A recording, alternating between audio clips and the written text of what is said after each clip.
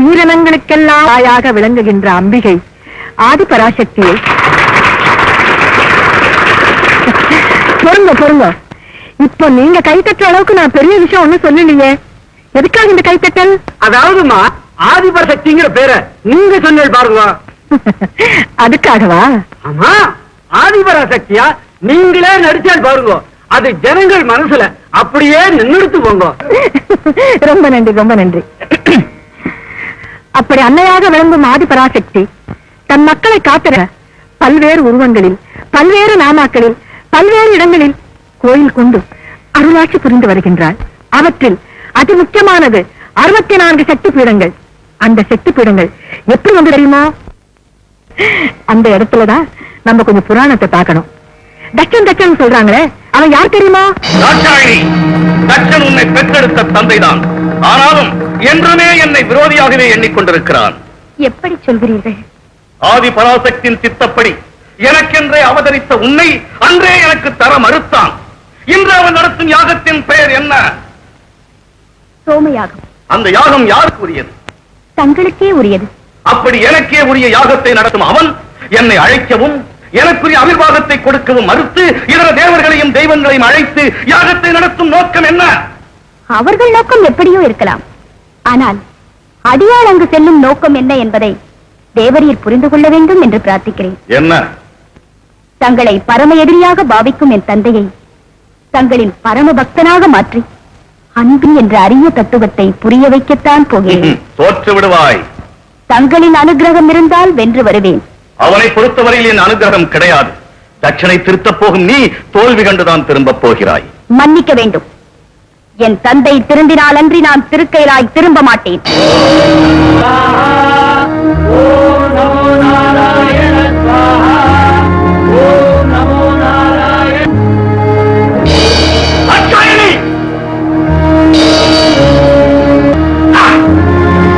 தந்தையை புறக்கணித்து பேயுடன் ஆடும் பித்தனோடு ஓடினாயே, மீண்டும் நீ இங்கு வரவோ நான் நடத்தும் இந்த யாகத்தை தடுத்து நிறுத்தவோ உனக்கு என்ன உரிமை இருக்கிறது?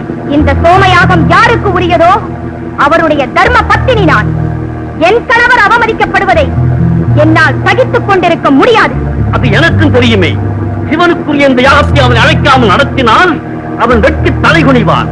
அவனது கேவலமான நிலை கண்டு தேவர்களும் தெய்வங்களும் கைகொட்டி சிரிப்பார்கள். தாட்சாயணி, அதை நீ கண்டு கலங்கி கத்தி கதறி துடிப்பாய். அதை நான் கண்டு ரசிப்பதற்காகத்தானே இந்த யாகம். அழைக்காதே அப்படி.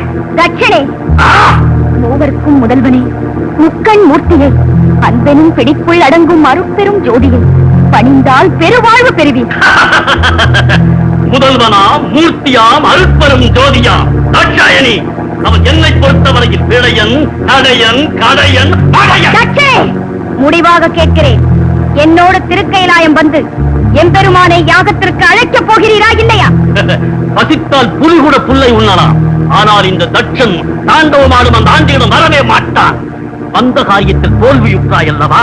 துவண்ட மனத்தோடும் இருண்ட முகத்தோடும் திருக்கைலாயம் ஓடும். தட்சணே, நான் தோற்றுவிட்டால் திரும்பச் செல்வது திருக்கைலாயத்திற்கு அல்ல. வேறு எங்கு செல்வாய்? அக்னி சுரூபமான ஆதிபராசக்தியிடமிருந்து தோன்றிய நான் நீர் மூட்டியுள்ள இந்த அக்னி குண்டத்தில் இறங்கி அவளோடு ஐக்கியமாக போகிறேன்.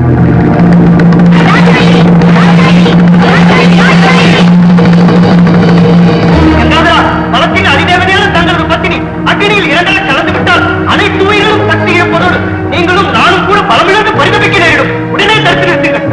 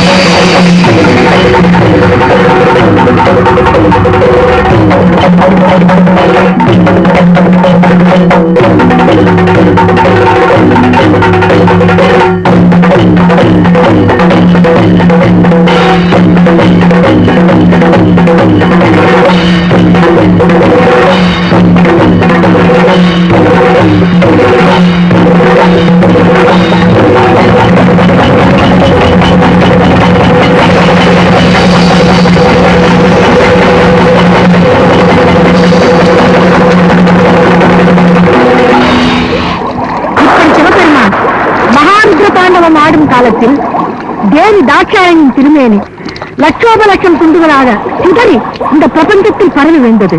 அவற்றில் 64 துண்டுகள் இந்த பாரத மண்ணில் வந்து விழுந்தன.